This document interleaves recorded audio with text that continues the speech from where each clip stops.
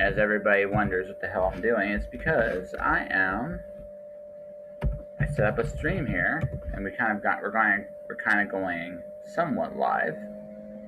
Okay. Somewhat live. Hold on a second here. There, yeah.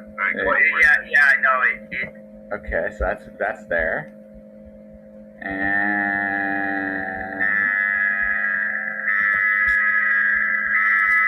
oh god, where'd that come from? There it goes. Okay, there we go. We are finally live, ladies and gentlemen. I had to. Sorry, that is going to be really awkward to edit later. It's really going to be awkward. There we go. I got rid of all the distractions here, so now we can actually get started. Ladies and gentlemen, welcome to episode 562, Just Joshing. I know you might be thinking, why did I skip? I accidentally put a same number on a earlier episode twice, so it's going to be changed my number ordering just slightly, but I've done 562 episodes. My guess is Caran Magaw, the one and only. Did I say that right? I go to God. Yes, you did. All right, sweet. I'm always worried about this kind of thing because, again, as you can see, with my last name being Panteloresco, it's like, holy crap, this could suck. and I'm always like terrified. It's like, oh, did I screw this up somehow, some way? But nope, I didn't, and here we are. So I'm going to be kind of doing this a little less. I'm looking at I'm talking to us through, we are on Zoom. I'm looking at my Twitch screen, so that way if any comments do show up, I can answer questions. But, okay. But Karen's an artist extraordinaire. I don't think I've ever fully asked, what kind of art do you do? I paint with alcohol ink. And oh gosh, I could give you a little tour around, but it's just super bright. It's a lot like a person would paint with watercolor, but I use ink. It's really bright and glossy. And okay, so what just happened there? You just kind of faded. Oh, okay, that's why you turned into it. Into a painting. Yeah. Anyway, it's a medium like any other medium, and I like to paint mostly nature. I'm really fascinated with the sky. And are you hearing me okay? I'm hearing you just fine now, yes. Awesome. I think when you turned away and kept talking, it just went, it disappeared on me. It's like, what the heck? Where microphone go? So, but no, that sounds cool. So why alcohol? It's just a carrier of a pigment. Mm-hmm. So I love it because it's really fluid. It's really intuitive. It's got such an organic feel. It's forgiving. There's just incredible features about it that really work for me. So when I use that word forgiving, I'm going to skip forward to something else that's really important to me as an artist. And that is that it's behind it is my purpose of art for well-being. So I have a healing journey that came through art. And now I seek to just share that and share an opportunity for others to find that in themselves. Not at all that I'm any kind of art therapist. I'm just a person with who's had great contribution from art in terms of my mental health. And I'm an open book about telling people about that and how it's looked for me, and painting with them and talking with them just about creating adventure, creating artistic connection, creating friendships. And so that's a really big picture of behind who I am as an artist, is the well-being part of it. Okay. How personal shall we go is the question here. Because so I've learned this as a writer. Art is very much it's very much an exploration. Whether people realize it or not, art is very, very much an exploration of oneself. One of the best pieces of advice I ever got, like telling a story, is write a story that only you can tell. And what does that actually mean? That means that it's something you can feel, sense, touch, like it's you. It is something you undoubtedly care about. It feels real. It will speak to the right people at the right place at the right time. That is very much writing from your heart, or writing the story you can tell. And I feel painting is no different. Everyone's painted the sky, but there's only one version of you painting the sky. Is that right? Absolutely. Right. There's so what an artist truly offers is their voice, their, how do I put this, their ability to be noticed, their ability to be seen, their ability to connect. And that's what an artist is trying to do, any artist. So but for you, it's healing. Absolutely. So so this is gonna, if this is too personal, just say it and we'll move on. You bet. What broke you? Trying to conform. Okay. I think conforming to what I thought was expected of me by society and not being true to myself. And so to losing my identity through such a serious depression that they thought I had dementia. In fact, I was so unwell, they were looking for a nursing home. They didn't think that I'd recover. They thought that I had dementia. So I really, really completely lost my identity. And then, in the psych ward in the hospital, they have art classes. And I started putzing around with art and I started to smile again and realized I liked a particular shade of blue. I started to get some kind of enthusiasm for life again. And gradually I, found my way out of the hospital and found my way into an amazing art class with an instructor who was both a mentor and I don't know, she would never call herself a therapist, but she just knew how to support both the artistic side of me and the tender, fragile side of me, but and to nurture me back to fully finding who I am. I would say that healing through art came in a lot of ways. First, it comes through just playing with color and finding some joy, finding some excitement, a passion. And then it starts to develop by expanding my skill set and developing confidences around what I can do and that I have knowledge, that I have ability. And in addition to that, I started to communicate with people. First of all, people in my class. People who didn't think I was weird for some pretty weird things that I was doing at that point in my life. They just accepted me. They turned a blind eye. They looked at what I was doing and engaged in conversation about art. It sort of began to normalize that I could just be a weirdo. I could be free. I could be comfortable. And I wasn't going to be judged or turned away. So as my skill set grew and my social skills started to return, then my mentor asked me to be in an art show with her. And so that was about 2 years in. And having that kind of a commitment now to get a solid body of work done, now that's another layer of well-being, to actually work on something and accomplish something. So at that show, I really showed up. I had about 30 paintings and they were reasonable for 2 years of working at art. And then began the almost, I'm moving my hands like a circular shape. So began the cycle of my healing, whereby it begins with enjoyment and then some skill set and some connection with others, learning, and then becomes a business component whereby the I put into art began to be returned in terms of people appreciating it, either just verbally and experientially appreciating my effort, and some people bought it. And so then I began to see this, the way it was like a fulfillment of the effort of art, not just doodle doodle, let's put blue on a piece of paper and feel special. It was really a full circle. I don't think that everybody needs a full circle, but because I had a background in advertising sales at the Calgary Herald, and that was to me what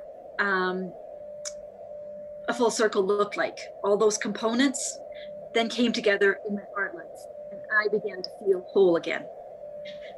The other thing about it is that I could be a real character as an artist, whereas in both my younger life, when I was very, very shy, and then being a sales rep, where I would match with the client, I would be a good listener, and I would accommodate.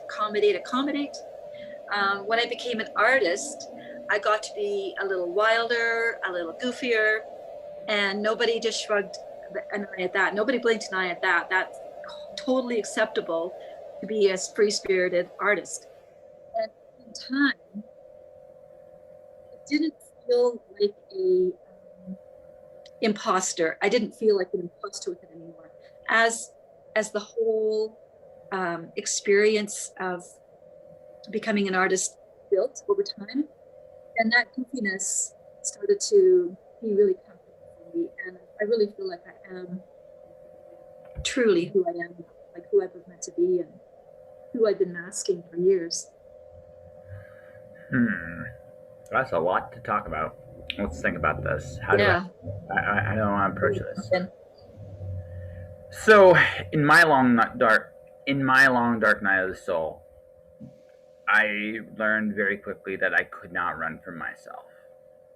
What I felt, and the only way forward was to face those feelings.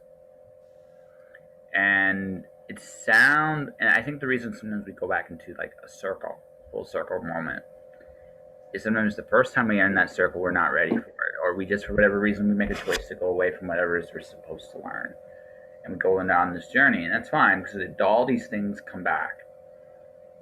So I went through a really tough time when I was younger, and I had a lot of resentment towards my teacher, my author I worked for. And when I went to finally fix the teeth, I finally confronted my mentor. He actually confronted me, which I thought was really, really, really interesting. The way he did it was really interesting. But it forced me to reassess everything. I had to, and I needed that circle because for me to move forward, I needed that closure. Because for me personally, I had some feelings that needed to be dealt with. For you, it sounds to me, although not that circumstance exactly, sometimes when we go back into a circle, and this is what I feel like it happens with you, is sometimes when we go back full circle, we have this moment where we remember who we were the first time we were here. And then we have this moment where we just realize we're not that person anymore. We grow and we become something different over time the longer we're around. When you were here at the beginning, you had an idea what you thought you were supposed to be, and it was wrong, right? And now when you came back full circle, you were who you were supposed to be. Yeah, for sure. Right? And so it was almost like a reflection, right? Mm-hmm. A reflection of who you are, and you could see the growth. Am I on the right path here, or am I just on? It's interesting. I think that in some ways, because I so completely shut down at that point, it was like starting brand new. Mm-hmm. And I don't think, I would like to think that most people don't have to do that. A full stop to restart. I just froze up for so many years that finally it just shut right down, and then restarted again, thankfully. No, it makes sense. I know not everybody needs it. Some of us are Some of us are very hard-headed, though. It's like, it's it's one of those things. I can be a very stubborn son of a bitch Yeah. sometimes, Yeah. and sometimes the wall has to like beat me hard, or in order to Yeah. get the message across. You know, you didn't have to do it this way. Yeah. And, Yeah. but I find sometimes those are the lessons that stick with you the hardest, because you know, and even if it looks like you're going back to that place, you never will again, No. because you've learned again. You know who you are, and it won't even hit you the same way anymore, No. because Yeah. it's like you're annoyed if you ever come back to that position. It's like you're annoyed as hell that you're back in this position, Yeah. but it's a different feeling all the way around too. It's Mhm. like the first time it broke me. Now I'm just so much stronger than when I was when I started. Mhm. Right. So I would say that as a result of getting into such a deep state of mental unwellness, I had to really work on a lot of resiliencies. And I would note that at the beginning of the pandemic, I did have quite a strong setback at that point. I felt my art shows were canceled, all my opportunities were canceled, going out dancing was canceled, and everything that I'd started to really find a lot of joy in was not going to happen. And I stayed in my condo for 3 months. My friend brought me groceries, and I didn't go out. Was I got really, really twisted thinking, feeling my thoughts were starting to really wrinkle up. But I did connect with a good online counselor, and with her helping me strategize, I started working on some resiliency strategies. And another friend has since termed it like a pandemic pivot. What was your pandemic pivot? Like at what point, when things were really crappy, did you make a shift in your perspective, or how did your life transition due to the changes that were, um, you know, imposed upon us by the changes? So for me, I had to learn how to do Zoom, and I had to learn a lot of things and learn how to um, just strengthen my resiliency again in art. It was like redoing it, but not from the depths of a near dementia-like state. It was with some, you know, good footing under me that I could rebuild it again. So I started thinking about some of the resiliencies, and one of the biggest ones is curiosity. Just to be curious about how this is going to all turn out. Be curious about what people who are resisting masks, what are they thinking? Or be curious about the person who's too frightened to go out. Or be curious about what isolation might do to somebody. We'll be curious if we can cure isolation on technology, or deal with it.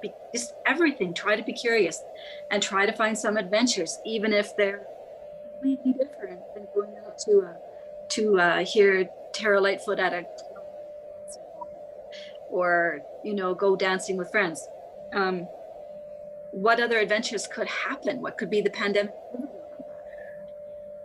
so for me, it's made me bolder.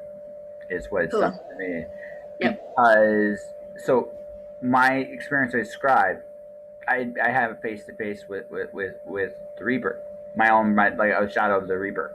Okay. So I've already faced that.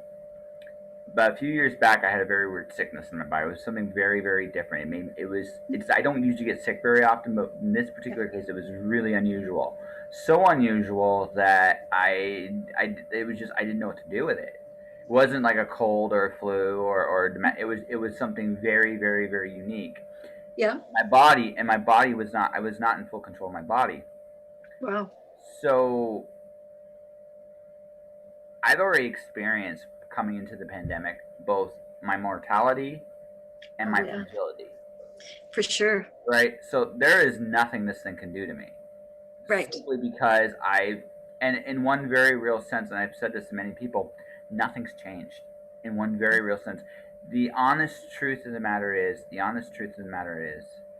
the pandemic would not even be a blip on the radar if it hadn't come here. That's the honest truth.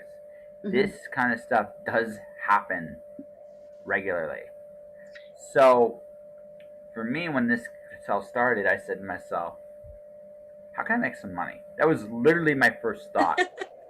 I'm not kidding. Like that was like I was gonna be I was gonna work in the movie industry in Vancouver. That was the plan. I was training up and I was doing, and I had to make a decision because I could go back home to my family and kind of rebuild, like try something very different, or do I stay in Vancouver, possibly work a job I can no longer stand, and be kind of stranded. So I chose to go home, and I became a freelancer for a year. And in that year, I learned an awful lot about who I was as an artist and a salesman. I know who I am. I understand what needs to be done for me to really take those next steps. I took a step back. I'm back in a day job for the moment, simply to rebuild capital. That's all I'm doing. It's a reinvestment. But because my choke point was scale. But as you can see, listening to me talk, there's no stress, there's no worries, there's no fears, there's no anxieties. Partially because of my situation, I've been very fortunate. But another part of me too, even if I had nothing, it would not rock me. Right. Or I just wouldn't. Get that. Yeah. It just would not rock me. It's just one of those things where I learned a long time ago that there's a weird trauma when you have nothing. And the trauma is, oh my God, you feel so helpless. What I've learned in this life is that there's so much you cannot control.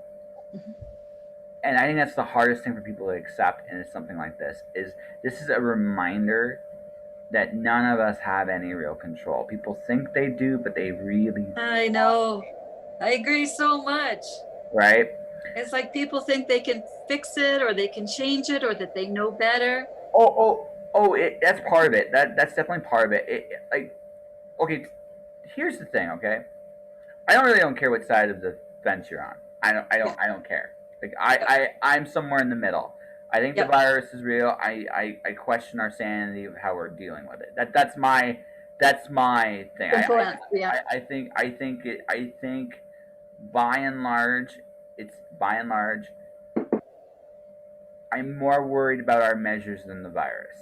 By and large, there are some things. Again, I get it. I'm not, but that's my take. Sure. Right now, that all said, I can blame people for doing things or thinking things or seeing things, but honestly, it doesn't matter.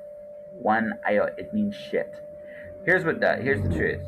We all had to grieve a moment in time that was lost.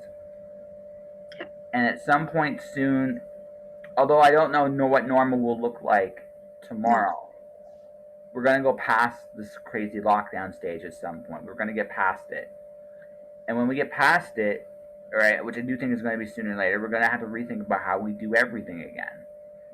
And then we're going to remember this for a while, and then we're going to forget. Because that's what we do. It's how we heal.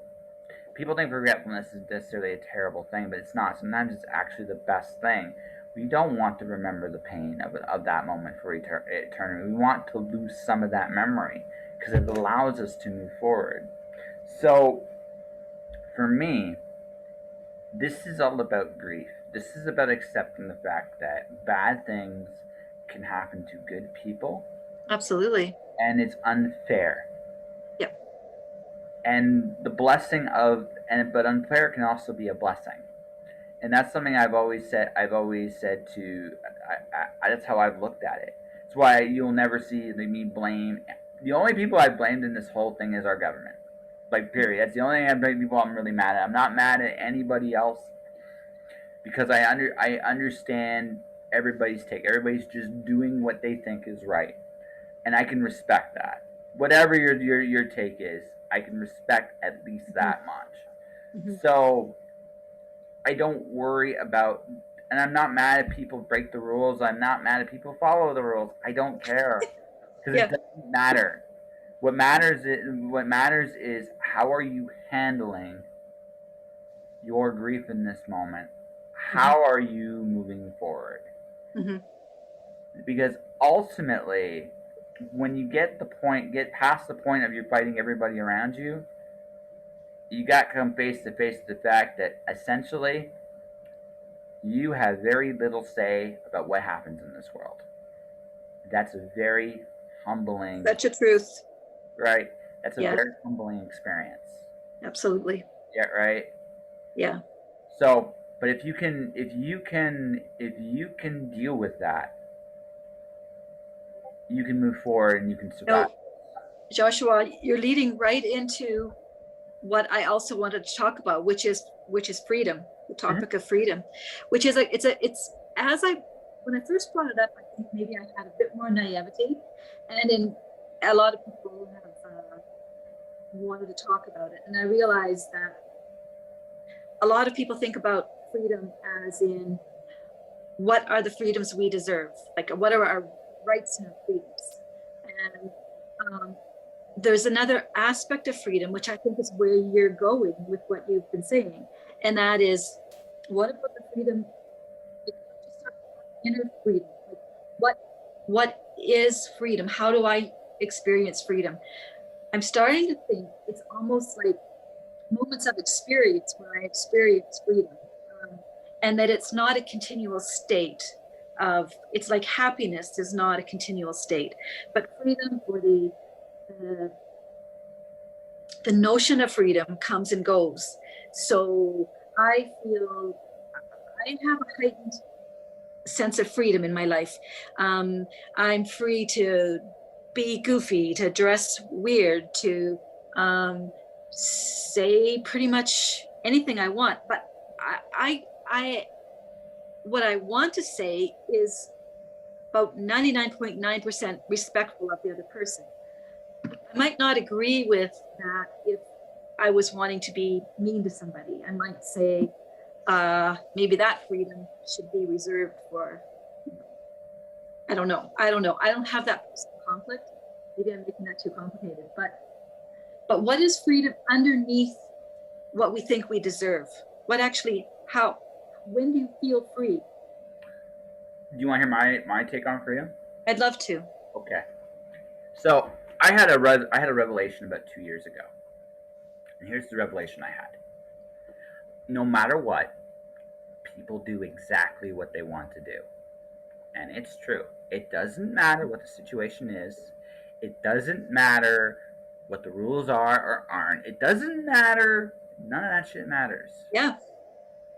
Here's what's going to happen. What are you going to do in any given situation? At the end of the day, what you want to do. The question is, what wants are you serving? That's the real question. Are you serving wants you deliberately set out to accomplish? Are you setting out like just innate, like one of the most simplest ones, the simplest things I just talking to a friend about this in correspondence actually, is the freedom just to go with the flow. Mm-hmm. Right. There's sometimes the easy path is the right thing to do. Mm-hmm. Sometimes, especially if you want to make a change in your life, you have to take the discipline to actually go out there and make things happen. And sometimes the easier path is just to do nothing, whatever that nothing is. Either way, you're serving a want. Mm-hmm. But you're serving different wants. That want to take it easy, which sometimes you should do.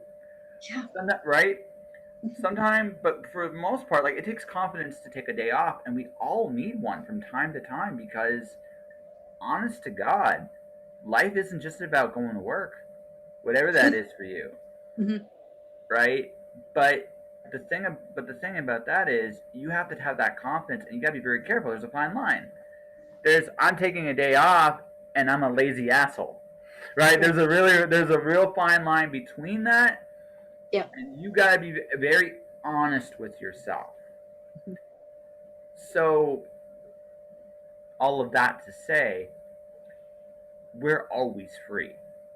The blessing, the heart, that humbling thing I mentioned earlier, that you don't really got much say in how things go and everything is very fragile, is also a freedom.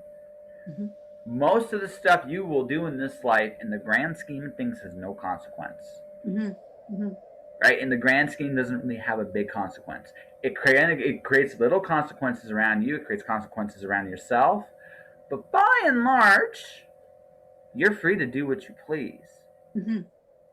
Yeah, it's true. I can even think, as you're describing that, I'm thinking back to being in the psych ward in the hospital and actually how free I was. Mm-hmm. I was free of responsibility. Mm-hmm. I was free of conforming to anything that I'd had to conform to before.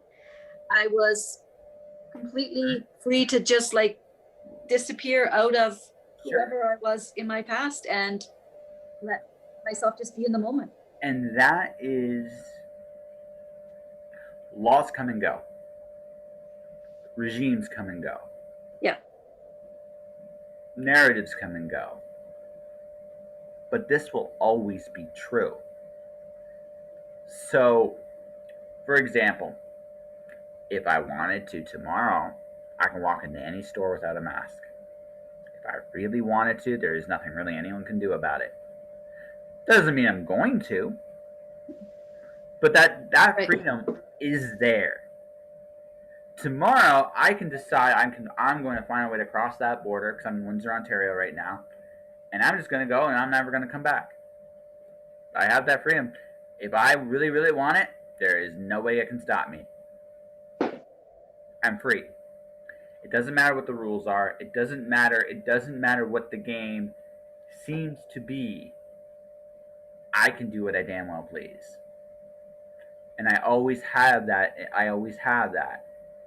So to me, freedom is I can do what I want.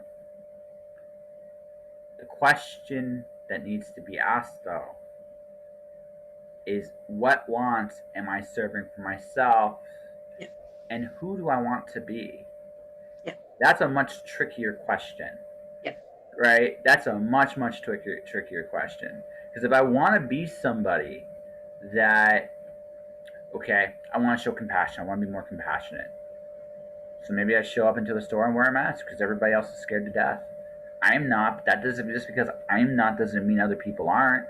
Doesn't even mean it's not even valid that they're scared. It's totally valid. I'm just crazy, and I acknowledge that. I'm openly acknowledge that, right?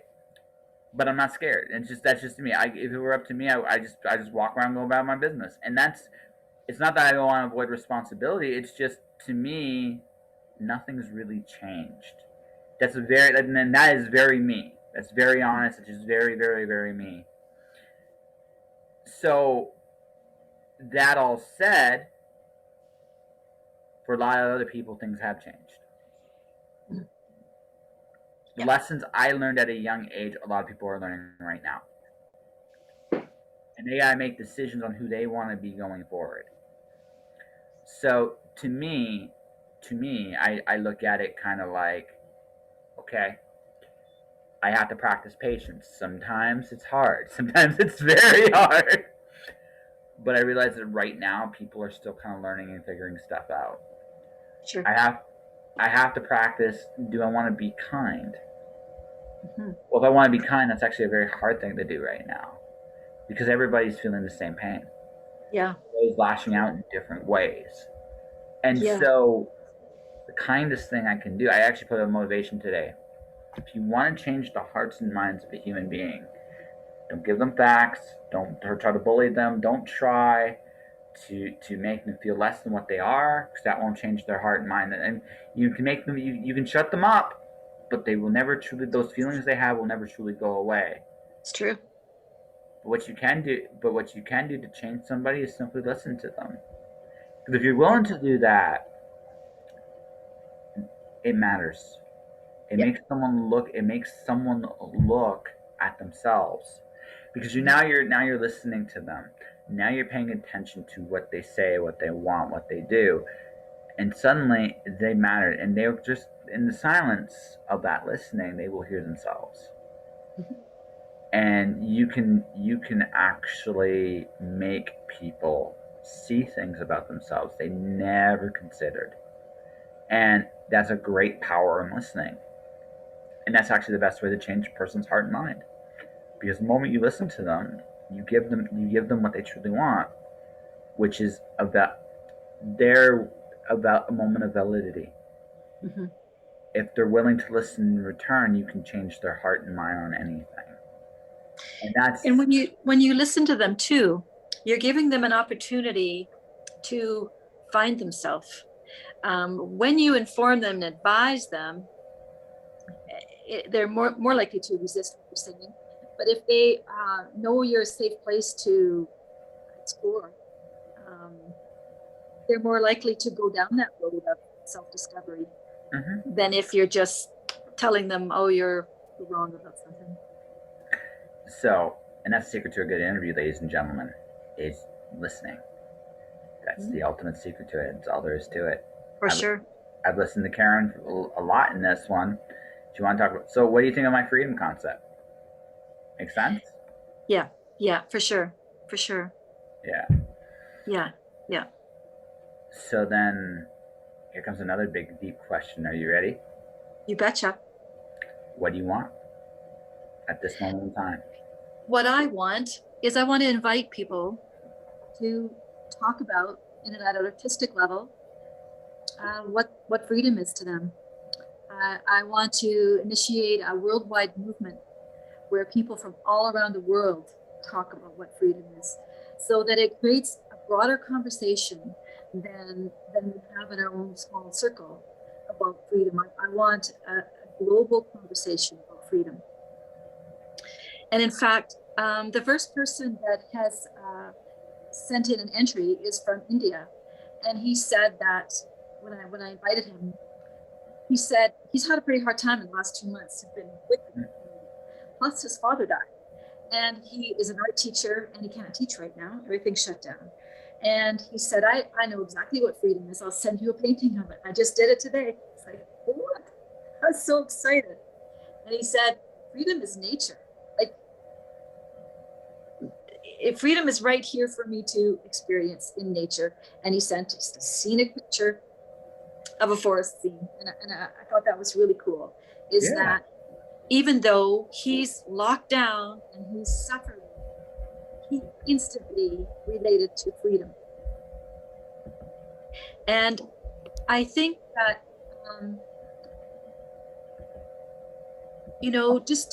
I think that other people will be coming from different places, different understanding of what freedom is. And so I'm inviting people, it's an all-inclusive invitation, all skill levels, all mediums, whether it's poetry or paintings or dance. Or one person said, I'm not really an artist, but I want to participate.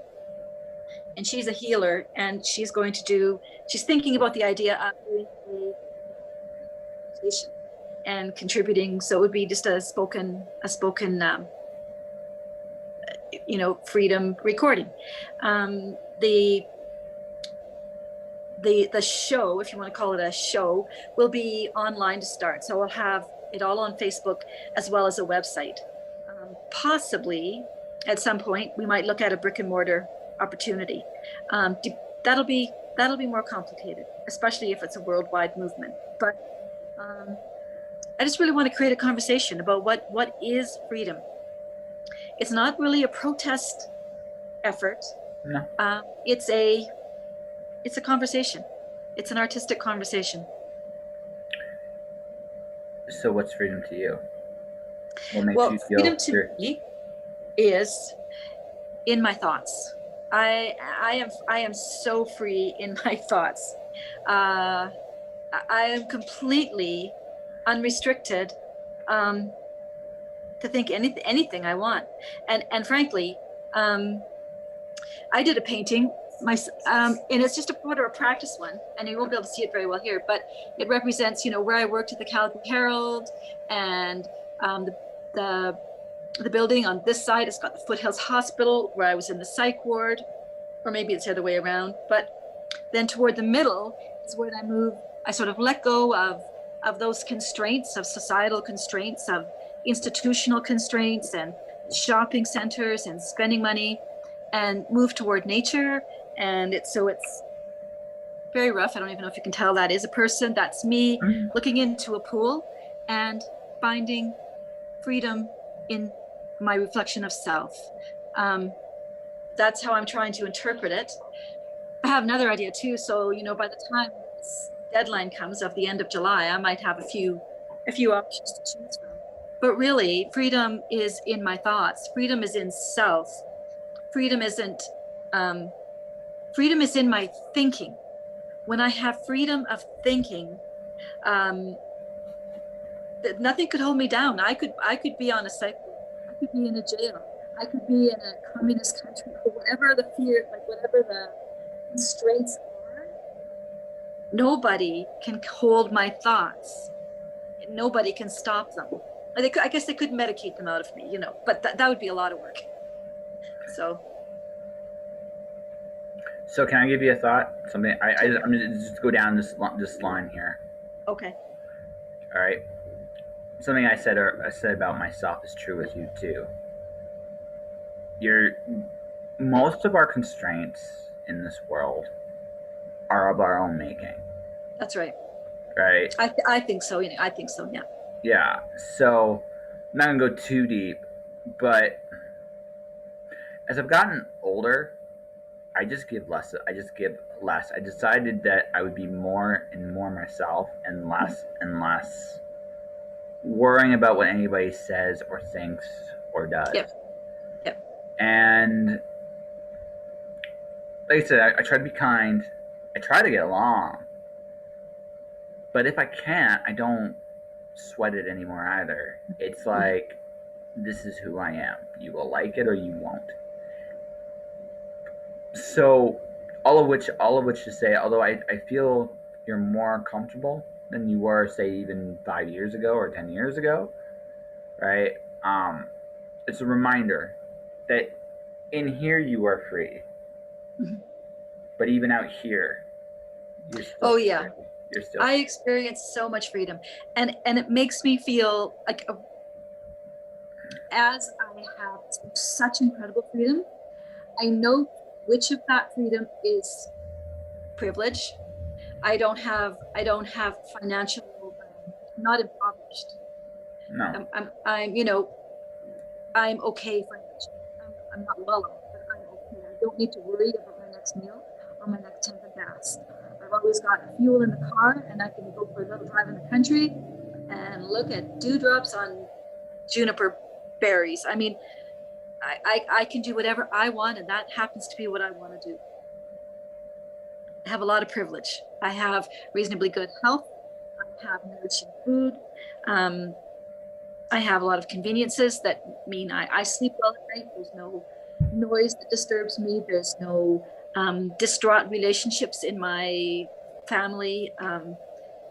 There's a lot of things that make freedom easier for me to embrace, and that's why I want to make it a bigger conversation than just my own perception. I think that my perception, I would like to enhance my own understanding of freedom based on what other people find. Already my mind is growing about what other people perceive it as. So I'm gonna ask you a fun question then, just slightly fun. So do you have like a bucket list? I've done so many things on my bucket list, I guess. Yeah, that's great. Is there what's left? I don't know. No, I guess I don't. I just, I feel sometimes a bit like a monkey. I just swing from adventure to adventure, and they're all great. I mean, I don't know. Like, that's my bucket list. I guess it's just keep going. No, that's totally cool. I can respect that. Yeah. I asked that only because, I mean, that's another form of freedom right there, right? Doing all the things you've always wanted to do. Yeah. If you're just doing the things you always want to do, then I totally respect that. Actually, I totally do. Because I have a list of like just different things I've always wanted to do. Tell me about it. Yeah. Well, for me, so I'm doing this. I've always wanted a talk show.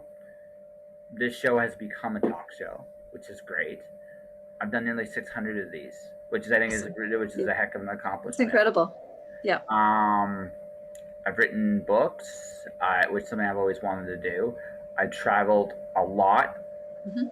I'm not, how to put this. My freedom comes from the fact that I have literally been without anything. Mhm. And you mentioned how the psych ward freed you because you didn't have to worry about anything. It's the same when you have nothing. You Yeah, don't have I to can see worry. that. You don't have to worry about anything because Yep. you have nothing to. It's funny because it drives people it drives people crazy a little bit because like it doesn't like very little truly matters. Hmm. So what I have figured out, the only thing I figured out in this life is, so the other things I want to do, date more, which it's kind of weird here because I'm still kind of new to the city. So Hmm. and with everything, Ontario is kind of like right now. Yeah, a So little. it's really hard to ask somebody out on a date right this minute because you just don't know how that, like really there's not a lot to do. I don't know anybody really in this city as Yeah, much as I'd like to. yeah, I'm hoping to change that a little bit while I'm here. But also I'm like, well, where else do I want to go? Well, everything's getting expensive. So I mean, so there's another freedom there. It's like, well, if every place is expensive, then all that really means is you might as well pick the place you want to go because it really makes no difference anymore. hmm, So I'm like, well, where do you want to go? Hawaii would be fun. How can I get out there? Right? Why not? Right? yeah. And like, let's see, other crazy things I want to do. I try to get Tara Lightfoot to come on my podcast. I try to get Alice Cooper to come on my podcast. I've tried to. I have no fear. Like I have literally no fear. I know. I asked, what's his name? Oh shoot, Ruben in the Dark, to come into this freedom initiative. I think that he possibly will, and Coco Yeah. Love Alcorn, and I haven't asked Tara Lightfoot yet, but I must. Um, All and they can say is no. I mean, honestly, when you get right down to it, they it's all. they care. They care a lot. Oh They're yeah. amazing people. Oh yeah. Um, No, like I said, all they can say is no. Right? That's the worst that yeah, can happen. And if yeah, that happens, you know, honestly, it does you a favor. I mean, at least you know. Let's see. I want to travel the country, both Canada and the United States, and keep interviewing people and like yeah. hearing their stories. I want to, I want to, see more of the world I haven't seen. At 80 years old, I'm going to skydive out of the plane. Why at 80 years old? Because I truly, at that point, will not give a shit. But that's what I think it's going to be gloriously wonderful. Yeah. Um, keep fixing my teeth. Keep trying to become the best person I possibly can. Maybe, like I said, love to find a significant other in this life. I think I honestly it's something I would really like to actually do seriously at least once, see how it goes. But when you get right down to like when you get right down to it, I've chased my dreams my whole life. I write books. I've had opportunities and been blessed to meet some amazing people in my life. I have done nothing. That is my life has literally been about chasing my dreams. It's never been about what people perceive as success. It's just been about doing the things I want to in this life. One of my favorite quotes about life is actually from a show called NYPD Blue. The Hmm. last season, um, a ghost of one of the main character's partners shows up, and people say life is short. It goes, they're wrong. Life is long on possibilities. That too is freedom. Hmm. So I mentioned this earlier. Life is unfair, right? That's not a Hmm. bad thing. That means that tomorrow I have a second chance at anything I want in this life. That means tomorrow I can go out there and say that this me I see right now is no longer who I'm going to be. I'm going to be someone else. Maybe I'll grow the biggest mustache in the world just because I can, right? Maybe I decide to go on a quest to find the perfect ice cream cone. Because why the hell not? That's Yeah. not, I don't think, a life wasted, to be perfectly honest with you, right? Or maybe tomorrow I decide I want to be a barrel racer. Or maybe tomorrow I decide, but here's the thing, that too is freedom. I can be whoever I want to be and do exactly what I want to do. I am free, and I Hmm. always will be. I don't have to play by anyone's rules but me. That will get me in trouble sometimes. There It are will. consequences to that, Yeah. but I don't care. Right? And if if I'm that person, if I'm not guilty about the consequences, I'm willing to face the consequences of my actions, then short of me dying, there's nothing that really can stop me. And that's an incredible power. And I'm just a man with nothing. Because I'm free, and because Power of freedom. I'm free in a way very few people are. Yeah.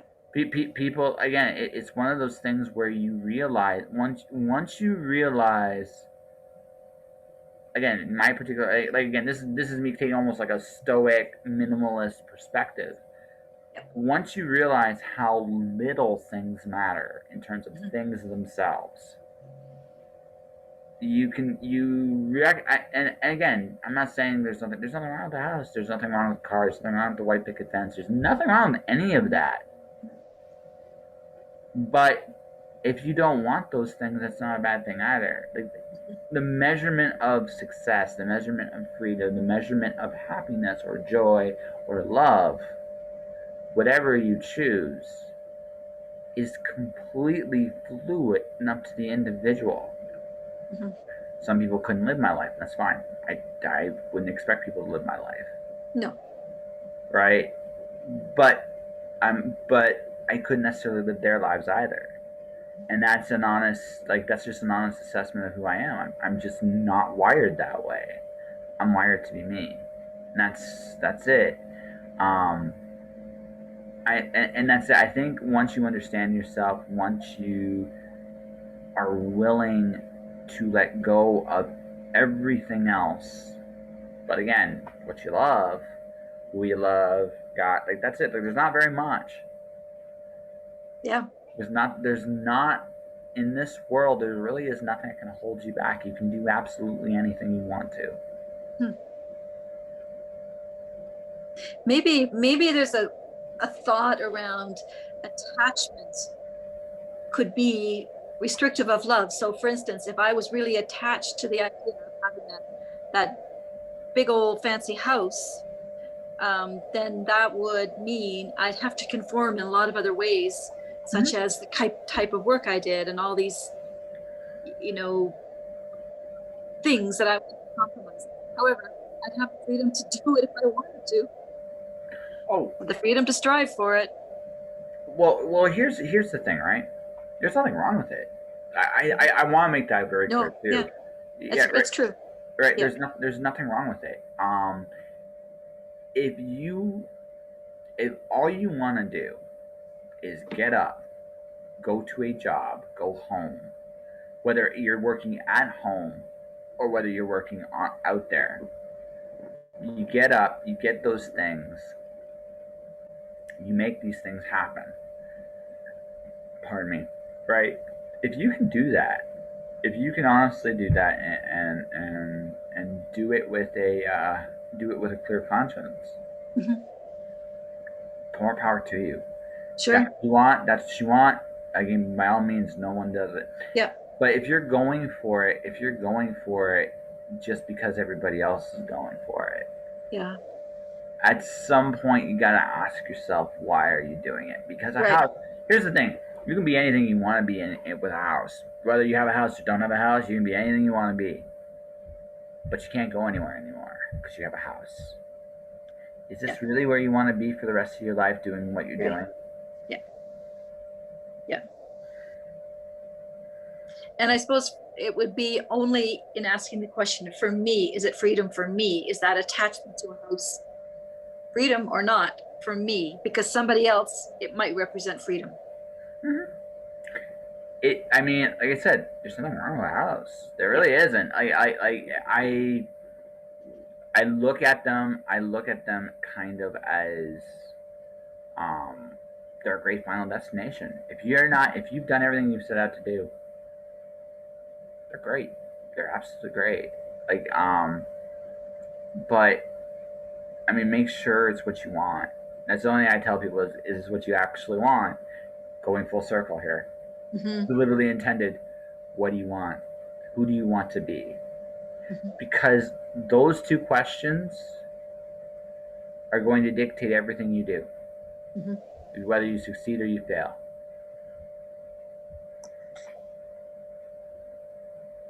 I got you Yeah. thinking.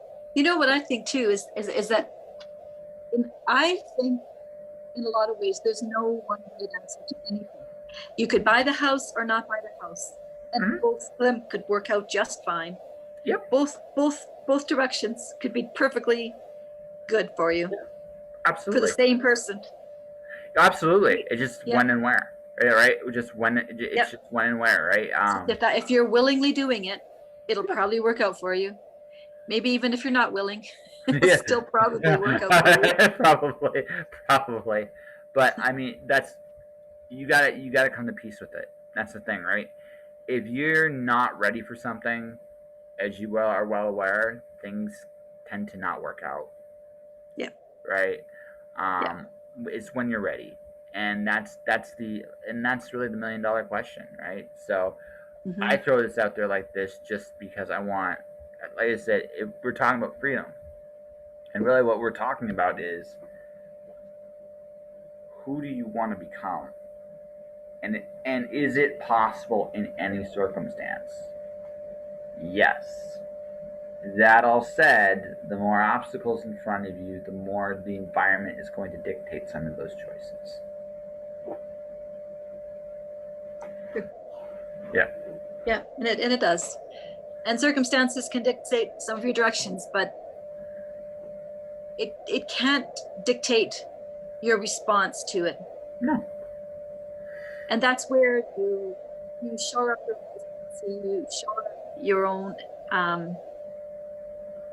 tenacity in life, Mm-hmm. and deal with roll with the punches. Oh yeah. And Whatever they are, if they're a little virus or if they're a fire or a flood. I mean, these things that happen in nature or happen in humanity, they're going to keep on coming. They're going to keep on coming. Oh yeah. And yet we can still be free within that. Oh yeah. The storm may be on the outside, yeah. but you never have to let it in. Yeah. So. Yeah. I think I got you thinking. Absolutely, it's awesome. Yeah. Let's see. Let's ask a couple more questions and then wrap this bad boy up. You bet. So have you like in terms of obviously you do paintings and stuff like that. Have you ever done like an art book? Have you considered like an art book or right now I'm working on a deck of cards. So you know what tarot cards are like. Mm-hmm. Only these will be art for well-being cards. So it'll be a set of cards with paintings on one side, and on the other side it will have all the different things that I do that are useful in terms of using art for the practice of well-being, whether it's art prompts or skill development or all the strategies that we use. So people that just people would like to have a little deck of cards almost, like little miniatures of my paintings. That would be one venue for it. And also for just artists who don't even know me, who want to explore art in a more thoughtful way other than just the skill set. I'm okay with my fundamentals, but I can recommend you to artists who teach you awesome fundamentals. That's not what I'm recommending for small vitality. That's the main word. That's my, if I'm talking about a written effort, that's what it'll be. It'll be these art for well-being cards. It won't be a book. Okay. Okay, which leads to this, which leads to, so you're gonna have physical cards. Yep. So I guess the last question is, you mentioned your students and the other people that you are working with. Mm-hmm. So when did you? We talked about this a little earlier about you enjoying teaching. Mm-hmm. Is that the legacy you want to leave behind? I mean, I mentioned earlier, yeah, what we do in the grand scheme of things doesn't have very much consequence, but we are all artists and we all have just a touch of ego. We need it. It's good for us to have a little bit. Mm-hmm. So for you, is it the pictures you make or the people you inspire? If you had to choose, it's the people. It's the people. So art for me is just the most lovely way to come together and connect with other people. It's, if you can imagine a quilter's bee, when people sit around stitching and chatting. Only art is even wider in that you can meet graffiti artists or every kind of art. You can begin to connect because you're all artists, and have a common interest that then connects you as people. As a teacher, I try to encourage that. I don't teach people to paint like me at all. I want them to paint like themselves. I want them to find themselves. I want them to honor their uniqueness. I want them to recognize that they've got it. Like they're, I want them to see their own amazingness. That's it. I don't know. It's not. If it is about me in that I want them to get what I got out of it in terms of find yourself. Well, there is also a little bit of I mean, if we're going to be a little completely honest, there's a little bit of a high with that too, though. There is a little bit because even though you're a very tiny step along in this, because I don't think people realize just how much work they do. Mm-hmm. That encouragement can go an incredibly long way. Yeah. Right, and when you're part of that, it's not just you feel good for them. It also feels good to you because you've done, like, you can literally see how you've served and helped others. And I think that's the biggest allure to being a teacher, I think. Yeah. Yeah, I think so too. I definitely feel that what I learned from my instructor in her character is I'm hopefully letting it flow through me and other people. It's not for me to hold for self. I get scolded all the time for I'm not out putting my art into more shows and galleries. Well, I was before the pandemic. Now it's like I realize it's only a little bit important to make just enough money. But that's not the main thing. Like the main thing is connection. It really is. Fair enough. Yeah. Well, Miss Caran, I think we have an interview here. What do you think? Sounds really good to me, Joshua. Okay. Appreciate the opportunity. No worries. So how can people, so you're talking about exploring the concept of freedom of art. So where can people talk to you about it, and how can people find you? They can find me on Facebook, Caran Magaw, and and it's so easy. They can just write to me in Messenger. I mean, find me on Facebook, send me a note in Messenger, or find the Freedom posts and ask a question. There are a few posts going now, and they're starting to fill up with questions and answers. And the more people ask me, the fuller that the process is being developed. So I just invite everybody to reach out and ask and share their thoughts. Okay. So do you have like an official like Zoom course you do at all, or in any way, shape, or form? No, although I'm going to develop that. That's next week. Okay. Well, actually, I have someone that I'm going to consult with just to, and I think I'm going to offer a 4-week Zoom Art for Wellbeing program. Okay. Teaching on Zoom is not really my favorite thing. I just love the connection, but I'm not going to let things stop me. I'm just willing to accept technology. I'm willing to accept the way things are different. It's okay. Just gonna do it anyway. I'm not going to be stopped. So that's Zoom it will be for 4 weeks. That's a good attitude to have. And who knows? Maybe by the time it's all ready, you might not need Zoom at all. That's right. You never know. Meet out in the park, or I mean, smaller groups might be fine. Yeah. Well, in the park is okay, I think. Absolutely. I think so. Yeah. On that note, ladies and gentlemen, that'll do it for this episode of Just Joshing. This is Caran. She's great. She paints stuff. She's really, really good at it. Maybe I'll have her come back at some point to draw with me. Who knows? That'd be super cool. Yeah, maybe. Pardon me. But if you guys want to support what I'm doing, and thank you, click the follow button on my Twitch channel, twitch.tv/JustJoshingPodcast. Click my YouTube channel, Joshua Pentelarusco. You can listen to my episodes as they happen. In the meantime, guys, stay inspired, keep shining in the dark, keep making beautiful things. I will see you guys tomorrow as I draw supervillains with Rich Perota. All right, guys, take care of yourselves. Bye-bye. Good night. Bye-bye. Thanks a lot. Okay, so that's done. Give me a second here. I gotta shut this. I gotta get back to full screen here. Speaker view, no, full screen. And